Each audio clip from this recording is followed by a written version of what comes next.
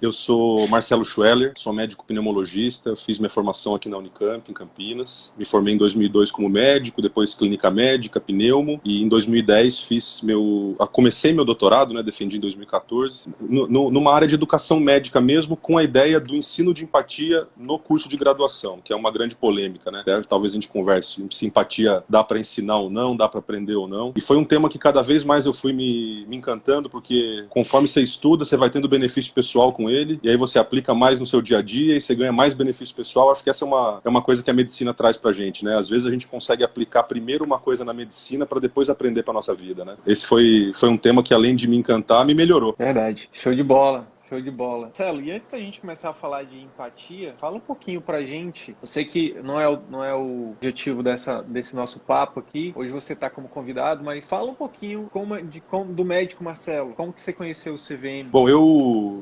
minha carreira foi engraçada, porque eu decidi a medicina sem ter certeza da medicina, né? Muito jovem. Depois eu decidi a clínica médica sem certeza da clínica médica. Decidi a pneumo sem certeza da pneumo. E acho que a cada paciente, a cada ano, a gente vai reforçando as decisões que a gente tomou, né? Eu sempre fui um médico, ama muito a medicina, e eu acho que eu dei sorte porque eu gostava de todas as especialidades. Todas não, quase todas. O caminho que eu escolhi eu gostei muito, talvez eu gostasse de outros também. Eu trabalho hoje basicamente em duas frentes, né? Desde 2007, quando eu terminei minha residência. Eu passei a ser professor de medicina de emergência na Unicamp, e ao mesmo tempo comecei meu consultório de clínica médica e de pneumo. Então foi simultâneo. De lá pra cá, tô nessas duas frentes. Vai chegando agora 40 anos de idade, mais pandemia, mais filhos, aí você chega no momento de reavaliar a vida. Então, eu encontrei o CVM num momento de reavaliar minha vida. Eu até fui procurar aqui, Sidney, o primeiro e-mail do CVM que eu tenho na minha caixa de e-mails é 27 de abril de 2019. Eu não sei como que vocês estavam aí no começo ou não, né, nesse momento, não sei que turma que vocês estavam abrindo nesse momento, mas eu encontrei esse e-mail de 27 de abril de 19. E eu lembro que bem próximo disso, eu vi alguns dos seus primeiros vídeos, talvez, e acho que eu não encontrei esse e-mail, mas acho que eu mandei um e-mail para você, eu te encontrei de alguma outra forma, pra gente trocar uma ideia sobre esse assunto que nós estamos conversando hoje. Então essa live está sendo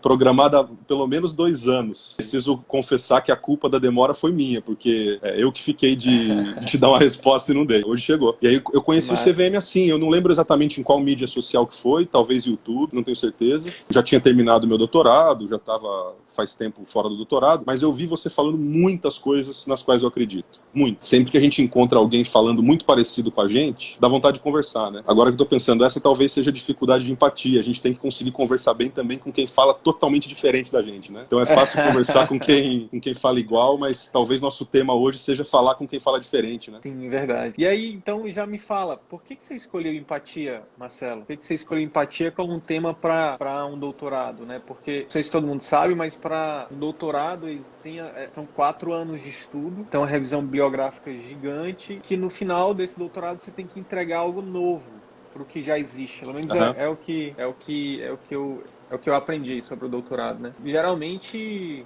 são temas que são realmente relevantes para quem estuda ele. Então, pergunta para ti é essa, né? Por que você escolheu esse tema? Eu acho que a semente começou na faculdade, de eu ver alguns professores muito especiais atuando com muita empatia, mas não era uma coisa que eu planejava estudar. Quando eu estava na faculdade, eu não tinha ideia de que eu ia fazer pesquisa, de que eu ia fazer pesquisa com educação e assim por diante, mas já vi ali alguns professores obtendo resultados muito acima da média por serem professores especiais na questão do cuidado com o paciente, da empatia. Na residência, principalmente no pronto-socorro, na enfermaria, mas também nos ambulatórios, eu fui entrando em contato com as histórias de vida de alguns pacientes que marcaram muito, né? Alguns casos daqueles que ficavam muitos meses na enfermaria, alguns pacientes muito emblemáticos no ambulatório, casos muito graves no pronto-socorro, e aquelas histórias foram ficando marcadas na minha memória. No final da residência, no último ano de residência de pneumo, é um ano em que a gente, como último ano de residente, a gente já começa a participar mais intensamente do ensino com os alunos, né? Nos ambulatórios, discutir casos e tal. E ali eu descobri que eu queria ser professor, que eu gostava muito, que eu me dava bem, e acho que é uma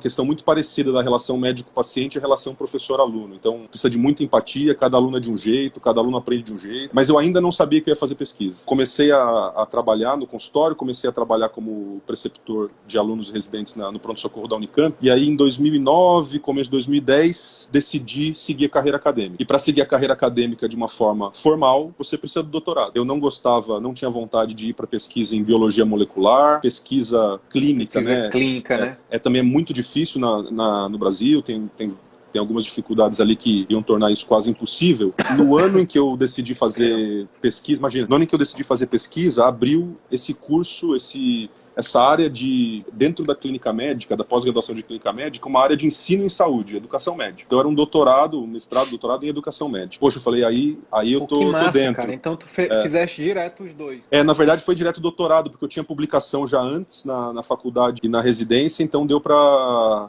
aplicar pro doutorado direto. Em algumas universidades você consegue fazer isso se você já tiver publicação prévia. Isso é maravilhoso, é maravilhoso. Porque você terminar a faculdade, residência, mais mestrado, mais doutorado é um caminho muito longo, né, cara? É o que deixa, muitas vezes, um médico desmotivado para seguir a pesquisa, né? Com certeza. Porque a gente já tem a faculdade mais longa e tem residência, dependendo da carreira, da especialidade, você faz mais quase uma outra faculdade, né? Então. E aí depois, mais 2 anos de mestrado, 4 de doutorado é complicado. Meu mestrado... Desculpa. Não, desculpa eu. Só para finalizar, o meu mestrado...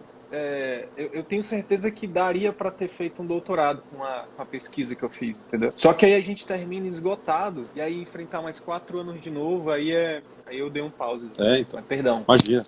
Então, aí foi isso. Abriu essa área de ensino em saúde. Era uma área que me interessava. O professor que ia ser meu orientador, o professor Marco Antônio Carvalho Filho, também é baita professor e a gente estava já pensando em fazer simulação na Unicamp, começar a simulação. E a gente fez um curso de simulação e a gente pensou, simulação de emergência é fundamental. Você vai colocar os alunos para atender antes de serem médicos, para aprenderem a fazer aquilo antes de atender na prática. E a gente começou a pensar, será que a consulta médica é tão mais fácil assim do que o atendimento de emergência? Será que a consulta médica é tão mais simples assim? E nossa resposta foi não e não. Nem é mais fácil, nem é mais simples. Claro que são habilidades diferentes, é um mundo diferente, né? A emergência e o consultório.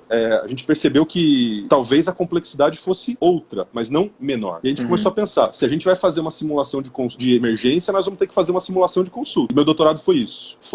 A gente criou uma simulação de consulta médica. O que foi principalmente diferente foi com atores profissionais formados na Unicamp, que hoje são referência no Brasil em paciente simulado, né? Paciente padronizado. E aí, em vez de fazer consultas de 5, 10 minutos na simulação, que é o que costuma acontecer, né? Só para treinar, olha no olho, dê a mão pro paciente, fale seu nome, pergunte o nome. Isso é o mínimo, né, Sidney? É o absoluto mínimo, né? A gente falou, não, vamos fazer consulta com o tempo que o aluno quiser levar para atender esse paciente. Vamos discutir isso com profundidade. Desde 2010, 2011, então há mais de 10 anos, toda quinta-feira à tarde a gente faz uma simulação de consulta. Mais de 1.000 alunos da Unicamp já passaram por esse treinamento. E meu doutorado foi esse. Aí como é que entrou a empatia? A gente queria fazer pesquisa qualitativa, mas a gente queria também ter alguma coisa quantitativa. E apesar da empatia ser só uma das ferramentas, uma das coisas que o médico precisa ter na consulta, a gente descobriu naquela época que empatia era algo que era possível medir. Exatamente, com questionários tanto preenchidos pelo próprio aluno ou pelo próprio médico, ou como pelo paciente, ou até pelo ator que estava sendo atendido por esse aluno. E aí a gente mediu coisas qualitativas, abertas, e mediu empatia fechada, tanto no ponto de vista do aluno, como do ponto de vista do ator. E aí a gente